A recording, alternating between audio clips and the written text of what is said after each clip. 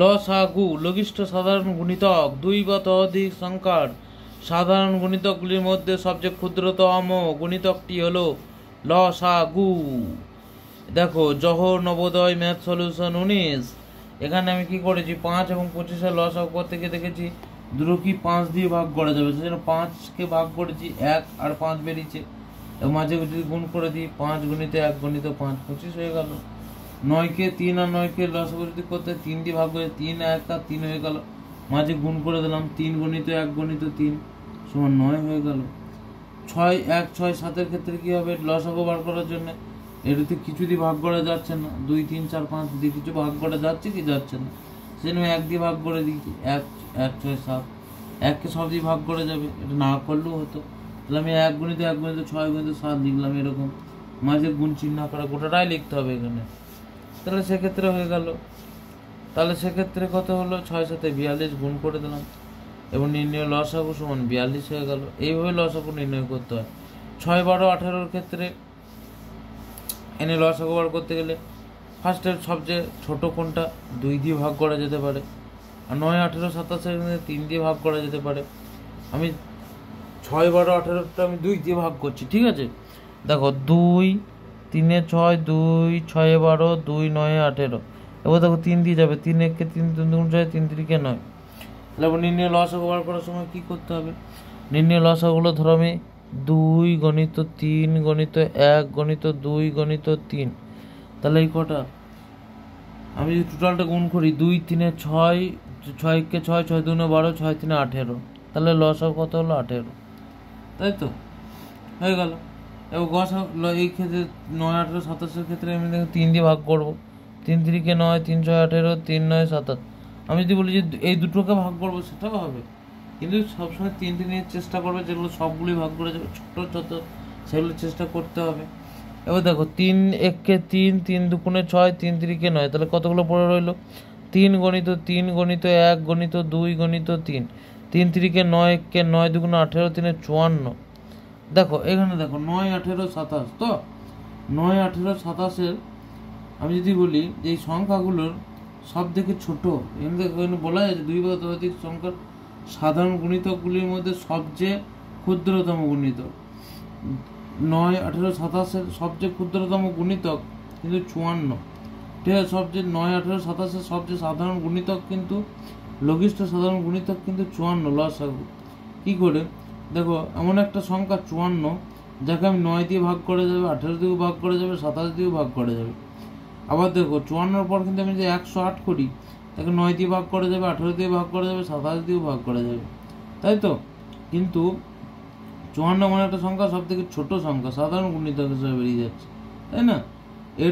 এইটা সাধারণ গুণিতক, কিন্তু এটা সবচেয়ে মাথায় রাখবে লঘিষ্ঠ সাধারণ গুণিতক। সাধারণ গুণিতকের মধ্যে 9 18 27 3টি কিন্তু ইন্ডিভিজুয়াল ভাবে রাখছি সংখ্যা হিসাবে, কিন্তু আলাদা আলাদা সংখ্যা হিসাবেই রাখলাম, কিন্তু এদের সাধারণ গুণিতক কিন্তু 54।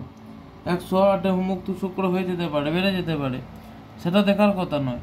সাধারণ গুণিতক সবচেয়ে কম সেটি কিন্তু 54। সেটা বার করার নিয়ম হচ্ছে যেটা সব থেকে ছোটো ছোটো সংখ্যাগুলো দিয়ে, মৌলিক সংখ্যাগুলো দিয়ে ভাগ করবা, নিয়ে লাস্টে এরকম করে গুণ করে দেবা, তাহলেই হলো।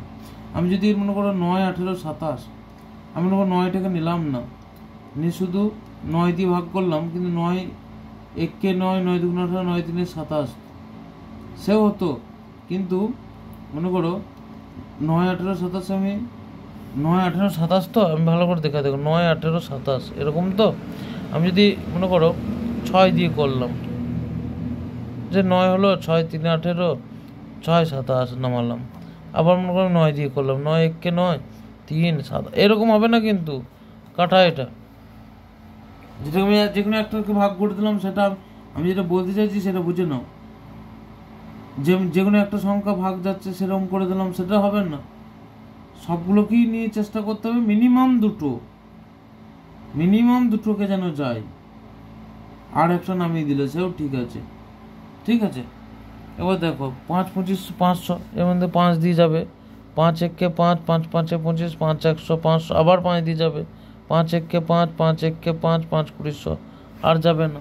তাহলে 5 5 20, 5 গণিত 5 গণিত 20 সমান কত হলো? 5 5 25 20 500।